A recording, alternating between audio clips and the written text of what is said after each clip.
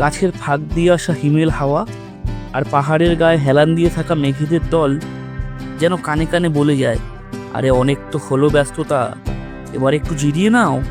এই ডাক উপেক্ষা করা যে কোনো ভ্রমণ পিপাসুর পক্ষে অসম্ভব। তাই এবার আমি একা বেরিয়ে পড়েছিলাম এক অচেনা পাহাড়ি গ্রাম প্রিডংয়ের উদ্দেশ্যে। আপনারা যদি একা এবং কম বাজেটে নিজের সাথে কিছুটা সময় কাটানোর কথা ভাবছেন, তাহলে এই ভিডিওটা শুধুমাত্র আপনার জন্য। Welcome to North Bengal. Kalimpong ভ্রমণের এই প্রথম পর্বে আমাদের আস্তানায় পৌঁছানোর আগে আমরা ঘুরে দেখাবো দারুণ কিছু জায়গা, যার মধ্যে থাকবে ঐতিহাসিক coronation bridge, Teesta river view point, মেঘে ঢাকা ডেলো পার্ক আর শান্ত ডালাপচান মনেস্ট্রি। এই পুরো সফরটাই থাকছে ট্যুর প্যাকেজের মধ্যে। সেই সাথে আপনাদের ঘুরিয়ে দেখাবো আমাদের হোমস্টের লোকেশন, সেখানকার সুযোগ সুবিধা, আর জানাবো পাহাড়ের এই ঘরোয়া রান্নাবান্নার কেমন স্বাদ ছিল। তাহলে চলুন আমার সাথে শুরু করা যাক কালিম্পং সিরিজের এই নতুন সফরনামা।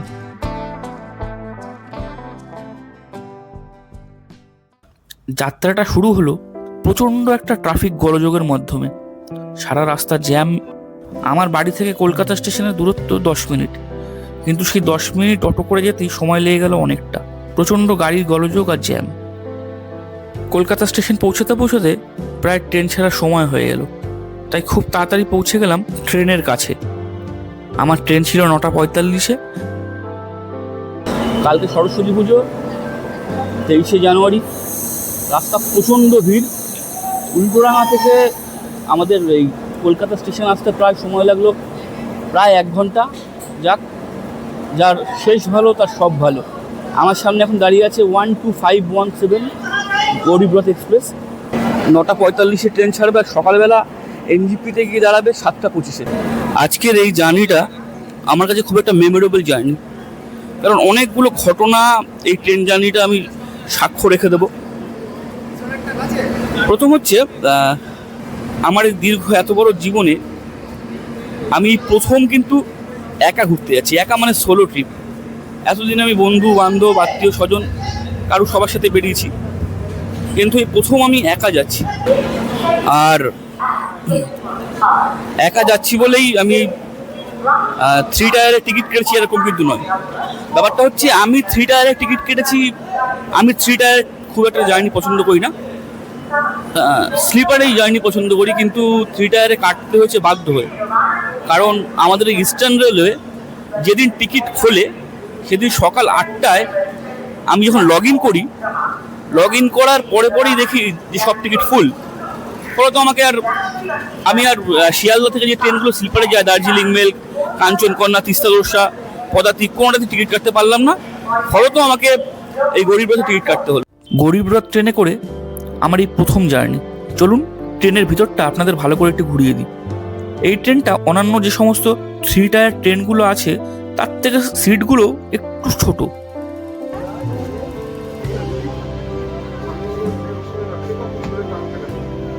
তবে খুবই সুন্দর পরিপাটি গোছানো। প্রত্যেক সিটে সিটে বালিশ দেওয়া আছে, সামনে একটি আয়না আছে, আর দেখুন সাদা কাপড় উপরে রাখা আছে। আপনারা চাইলে আপনাদেরকে দিয়ে যাবে। প্রত্যেকটা সিটের মাথার সামনে একটা করে লাইট আছে, একটা করে চার্জিং পয়েন্ট আছে।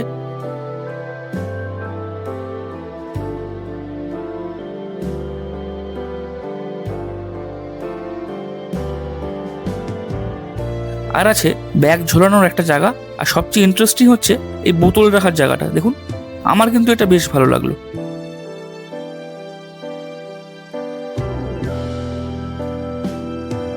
এটা হচ্ছে আমার সিট। আমার পড়েছিল সাইড লোয়ার। আমার মতো আরো সকলের পছন্দ। বাথরুমটাও বেশ পরিপাটি, সাবান রয়েছে, সুন্দর পরিষ্কার কাচ, টয়লেটও খুব পরিষ্কার।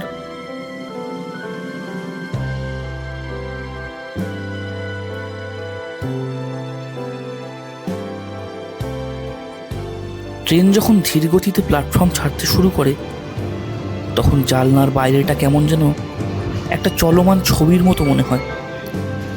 ট্রেনের চাকার সেই ছন্দময় খটখট শব্দ আর গার্ডের শেষ বাঁশি, সব মিলিয়ে বুকের ভেতরটা একটুখানি ভারী হয়ে ওঠে। শহর ছাড়িয়ে ট্রেন যখন শহরতলির বস্তি বা খোলামেলা মাঠের বুক চিরে ছুটতে শুরু করে, তখন মনে হয় আমরা যেন এক পৃথিবী থেকে অন্য পৃথিবীতে পা রাখছি। ফেলে আসা শহরটা তখন কেবলই একটা বিন্দু, আর সামনের ওই পথটা বিশাল এক সম্ভাবনা। বাইরে তাকালে মনে হয় আস্ত একটা সাদা চাদর যেন মাঠ ঘাট গাছপালা আর রেল লাইনকে চাপটে ধরে আছে।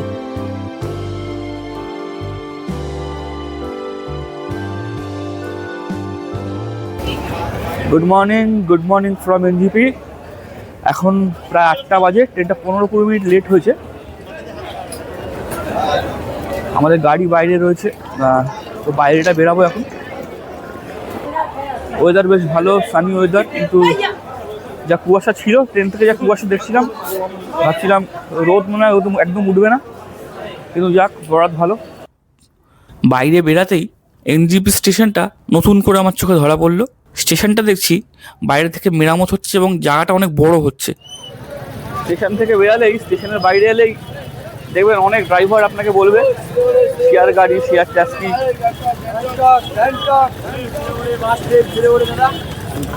না, সেরকম প্রচুর ড্রাইভার আপনারা পাবেন এখান থেকে, কিন্তু আমার মতে এখানে না বুক করে আপনি একটু হেঁটে বাইরেটা চলে আসুন। বাইরেটা এলে সেখান থেকে সমস্ত শেয়ার গাড়ি, অটো সব এখান দিয়ে পেয়ে যাবেন।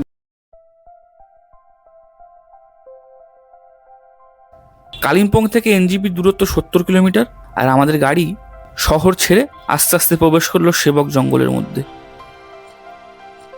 শহর ছাড়িয়ে গাড়ি যখন ডুয়ার্সের দিকে এগোয়, তখন জানলার বাইরের দৃশ্যপট বদলাতে শুরু করে। ধুলো আর কংক্রিটের জঙ্গল পিছনে ফেলে আপনি যখন সেবক ফরেস্টের গভীরতায় প্রবেশ করেন, রাস্তার দুপাশে দাঁড়িয়ে থাকা আকাশ ছোঁয়া শাল, সেগুন আর নাম না জানা কত গাছের দল যেন আপনাদের স্বাগত জানায়। ঘন সবুজের আস্তরণ এতটাই নিরেট যে সূর্যের আলো সেখানে লুকোচুরি খেলে। আমার কিন্তু পাহাড়ের থেকে জঙ্গলটাই বেশি পছন্দ, তাই এই মহানন্দা অভয়ারণ্যের মধ্যে দিয়ে যখন গাড়ি যায়, তখন আমার মনটা খুব ভালো হয়ে যায়। ওই দেখুন দূরে ওই যে পাহাড়ের দেখা পাওয়া যাচ্ছে, আর এই বাঁ পাশে আপনারা দেখুন, এই বাঁ পাশে কিন্তু প্রচুর খাবারের দোকান আছে। আপনারা চাইলে এখান থেকে কিন্তু সকালের ব্রেকফাস্টটা করে নিতে পারেন।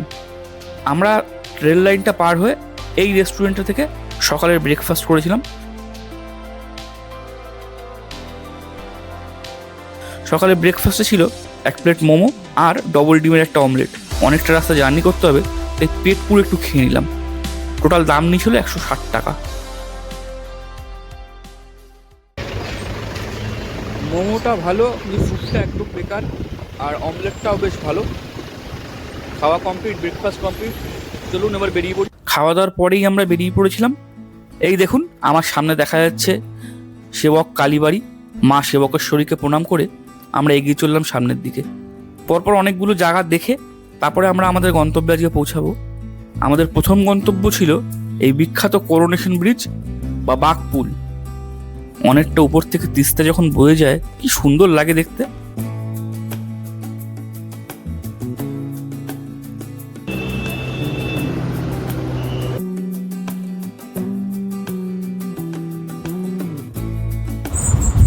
Welcome to North Bengal. আর এই মুহূর্তে আমি আছি করোনেশন ব্রিজের উপরে। আপনারা যারা নর্থ বেঙ্গল আসবেন তারা কিন্তু অবশ্যই এই করোনেশন ব্রিজটা দেখে যাবেন। এটা কিন্তু এক টুকরো ইতিহাস বহন করে। একে স্থানীয়ভাবে অনেকে বাঘপুল বা টাইগার ব্রিজও বলেন, কারণ ব্রিজের প্রবেশ পথেই এই ব্রিজের চারপাশে সিংহের মানে বাঘের মতো দেখতে মূর্তি রয়েছে। এই মুহূর্তে রয়েছি করোনেশন ব্রিজের উপরে। যারা দার্জিলিং গেছে এর আগে, তারা সবাই করোনেশন ব্রিজ সম্পর্কে জানে। এই ব্রিজটাকে বাঘ ব্রিজও বলা হয়, কারণ ওই সামনে 2-3টে বাঘের বড় বড় মূর্তি আছে, সেই মূর্তিগুলোর জন্য এই ব্রিজটাকে বাঘ ব্রিজ বলা হয়। পিছনে বয়ে যাচ্ছে তিস্তা নদী। শীতের সময় এই নদী খুবই শান্ত হলেও বর্ষাকালে কিন্তু এই তিস্তা ভয়ঙ্কর রূপ ধারণ করে। এর আর্চ বা খিলান শৈলী আজও ইঞ্জিনিয়ারিংয়ের এক বিস্ময় হিসাবে গণ্য করা হয়। 1937 সালের এই ব্রিজের নির্মাণ কাজ শুরু হয়। 1937 সালের 6ষ্ঠ জর্জের রাজ্যাভিষেকের স্মরণে এর নাম রাখা হয় করোনেশন ব্রিজ। 1941 সালে এর নির্মাণ শেষ হয়। উপর থেকে তিস্তাকে দেখা যায় এক বিশাল রূপলি ফিতের মতো। যা পাহাড়ের বুক চিরে সর্পিল গতিতে বয়ে চলেছে। কখনো গাঢ় নীল, আবার কখনো পান্না সবুজ তিস্তার জলের রং ঋতুভেদে বদলে যায়। কত ভারতীয় সেনাদের গাড়ি এই পথ থেকে সিকিমের পথে যাচ্ছে। পাহাড়ি পাকডন্ডি পথ বেয়ে কিছুটা এগাতেই আমাদের পরবর্তী গন্তব্য ছিল তিস্তা রিভার ভিউ পয়েন্ট। কি যে অসাধারণ জায়গাটা!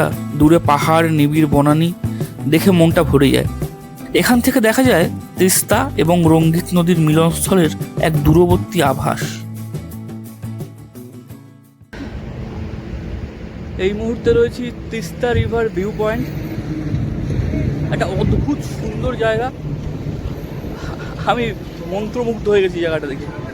আমি কিছু বলবো না জায়গাটা সম্পর্কে, আপনারা খালি দেখুন কি অসাধারণ সুন্দর। যতদূর চোখ যায় পাহাড়ের খাজে খাজে মেঘেদের লুকোচুরি আর নিচে বয়ে চলা নদীর এক অবিস্মরণীয় দৃশ্য ধরা পড়ে।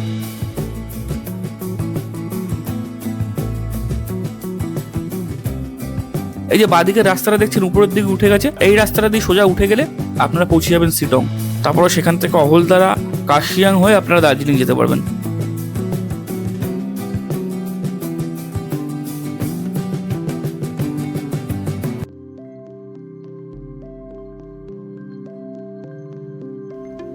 এই কিছুদিন আগে যে পাহাড়ে বিশাল ধস নেমেছিল, বৃষ্টির ফলে বন্যা হয়েছিল, তিস্তার জলপ্রবাহ সবকিছু নষ্ট করে দিয়েছিল, সেই ছাপ এখনো রয়েছে। দেখুন রাস্তার অবস্থা এখনো বেশ খারাপ।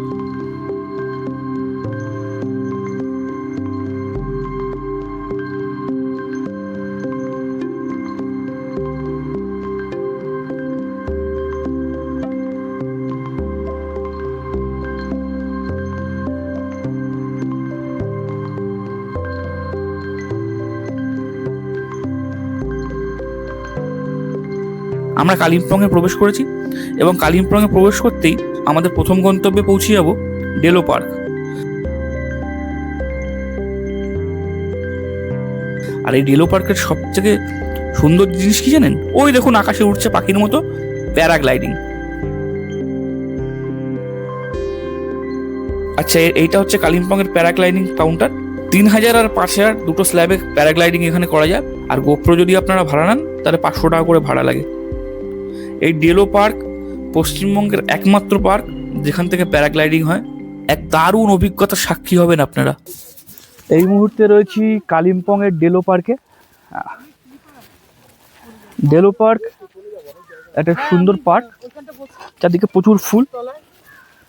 এই পার্কের বৈশিষ্ট্য হচ্ছে এখানে কালিম্পং, দার্জিলিং অঞ্চলে, এই অঞ্চলে খালি এই পার্কটিতেই প্যারাগ্লাইডিং করানো হয়। বাইরে ঢোকার সময় আপনারা প্যারাগ্লাইডিংয়ের অনেকগুলো কাউন্টার পাবেন। 3000 টাকা, 5000 টাকা থেকে শুরু, আর গোপ্রোর জন্য 500 টাকা করে নেয়।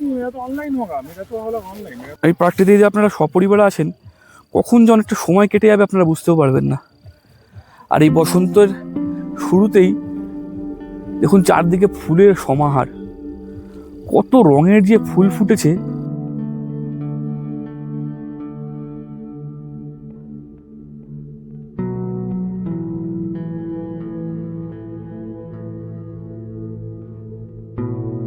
এখানে আছে ডেলো ট্যুরিস্ট লজ।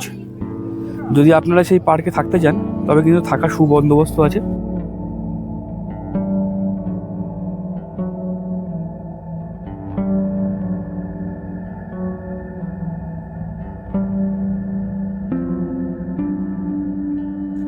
আচ্ছা, এটা হচ্ছে ডেলো গেস্ট হাউস। আপনারা যদি থাকতে চান সরকারি ওয়েবসাইট থেকে ভাড়া করে এখানে থাকতে পারবেন। আর এই পার্কের পাশে ছোট ছোট অনেক দোকান আছে, আপনারা নানান টুকিটাকি জিনিস এখান থেকে কিনতে পারবেন।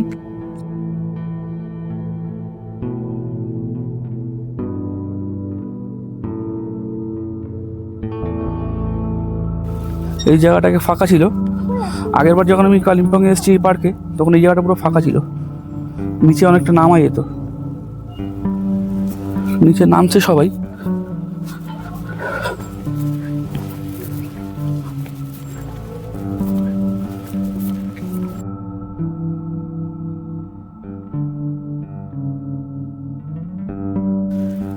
এই নিচে নামলাম, নিচে নেমে এই জায়গাটাই ডেড এন্ড। দেখুন পিছনে খাদ।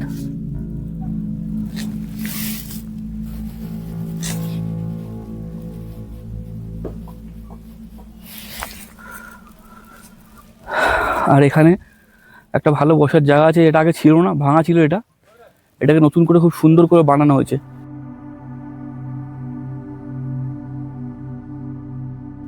ডেলো পার্ক থেকে যখন নিচের দিকে তাকানো যায় তখন দেখা যায় সবুজ পাহাড়ের খাজে খাজে ছোট ছোট ঘরবাড়িগুলো, ঠিক যেন দেশলাই বাক্সের মতো সাজানো।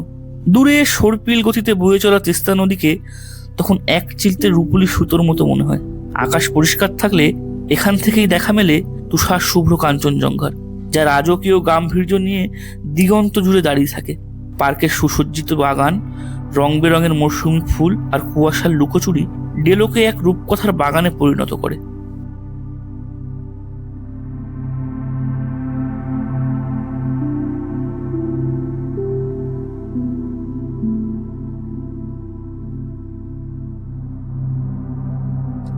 এটা হচ্ছে ডেলো ভিউ পয়েন্ট। এখানে কিন্তু চারপাশে অনেক গেম খেলার জায়গা আছে, গেম জোন আছে।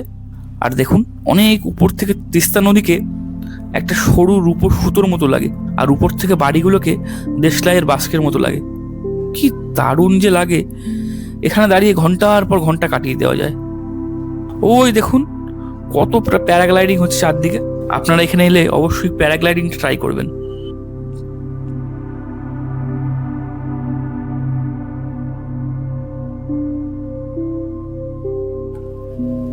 এদিকে কি অসাধারণ ভিউ!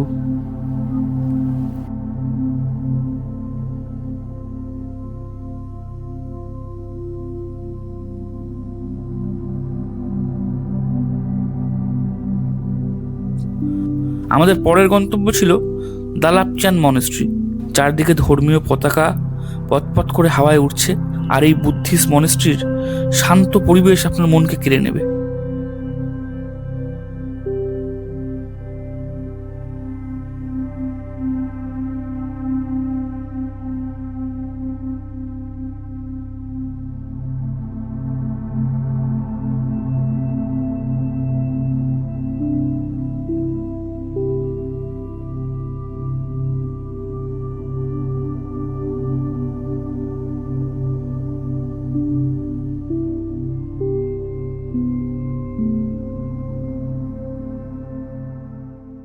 দিনের শেষে প্রায় 3টে সাড়ে 3টে নাগাদ আমরা পৌঁছে গেলাম আমাদের রাতের আস্তানা ম্যাপেলউড হোমস্টে। এই ট্রিপটা কিন্তু আমি সোলো করেছিলাম, একা। আপনারা যদি সোলো ট্রিপ করতে চান এবং সস্তায় করতে চান, তার জন্য কিন্তু এই ম্যাপেলউড হোমস্টের কোনো জবাব নেই।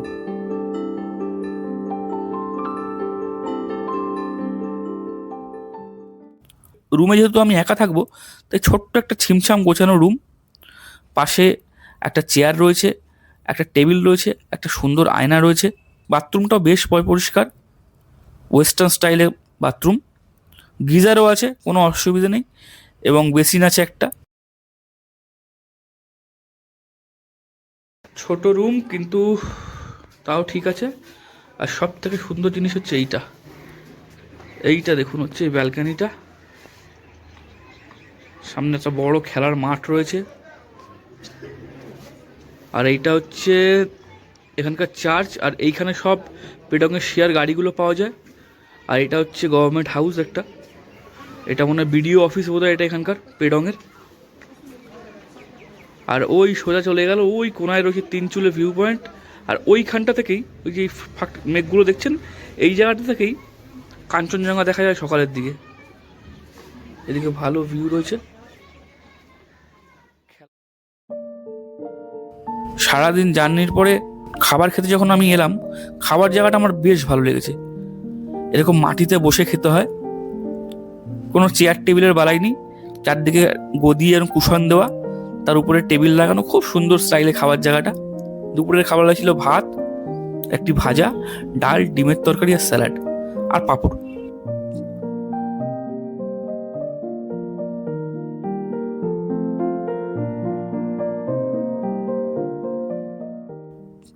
খাওয়া দাওয়ার কোয়ালিটি খুব ভালো ছিল, খুব সুন্দর।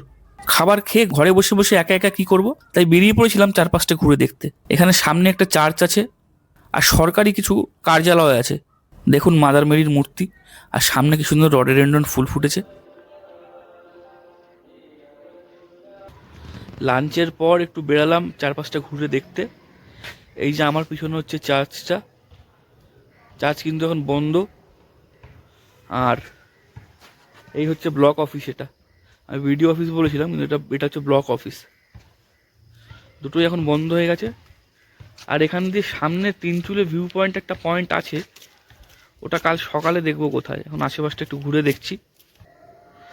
আর এই চার্চের পাশেই এই যে দেখুন এটা একটা বাংলো, কি সুন্দর বাংলোটা দেখতে, একটা অ্যাস্থেটিক ফিল আছে বাংলোটার মধ্যে। যাক, আজ তো সন্ধ্যা হয়ে গেছে প্রায়, কিছু আর দেখা যাবে না, অন্ধকার নেমে যাচ্ছে। কাল সকালে এই যে ভোর ভোর উঠে এগুলো এক্সপ্লোর করব।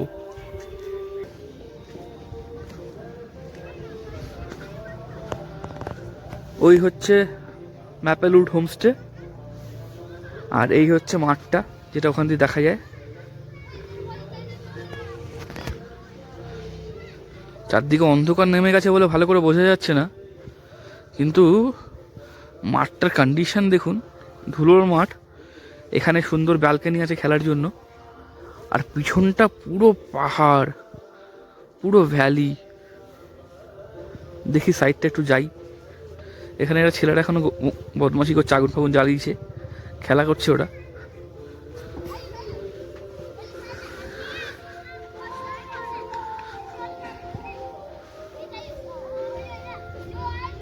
দেখুন মাঠের এই কোনাটায় চলে এলাম,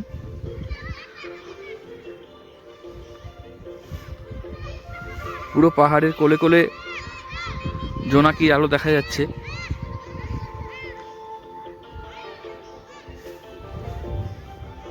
অনেক বড় মাঠটা, চারদিকে পাহাড়ে ঘেরা। আর ওইটা হচ্ছে আমাদের ওইটা হচ্ছে ম্যাপেলউড হোমস্টে। চারপাশটা ঘুরে এখন ঘরে চলে এলাম, আর ঘরে আসতেই সঙ্গে সঙ্গে চলে এলো